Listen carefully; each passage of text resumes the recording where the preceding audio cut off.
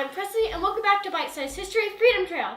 Today we're doing the Old North Church, which is a 14th stop in the Freedom Trail, as well as it sounds like a tongue twister. So Old North Church is, as it says in the name a little bit, the oldest church in Boston, which is super cool.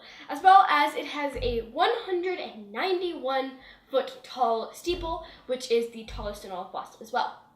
And this is where they put the two lanterns to warn that the British were coming when Paul Revere did his famous ride, which is super cool because this church is super historical, and we just talked about Paul Revere last time and talked about his ride a little bit, and these lanterns were lit at the same time, which is super cool. And if you've ever heard the one if by land, two if by sea, this is where it took place, because they would light one lantern, just kind of be an inconspicuous way to communicate with everyone, so that they weren't screaming, "They're coming from the sea!"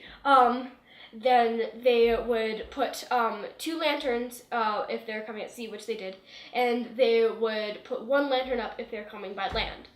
So that's where that saying comes from. In the basement of Old North Church are 37 crypts containing around 1,000 members of the church, not living members, dead members of the church's congregation.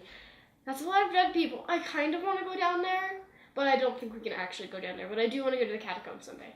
And my favorite fact about the Old North Church, as well as one of my favorite facts about the Freedom Trail at all, is that Lafayette came back to Boston around 50 years later, and he saw this bust of George Washington that's in the church right now, and we can actually go and see it, and he said that that was the best likeness of George Washington out there. He said, that's the president I knew, which is super duper cool because I'm going to be able to see what General/President George Washington actually looked like, according to Lafayette, which is super cool because I love Lafayette and George Washington because of Hamilton. So yeah, super cool place, super duper historical, as is everything else on this trail, obviously, but I think this one has three particularly really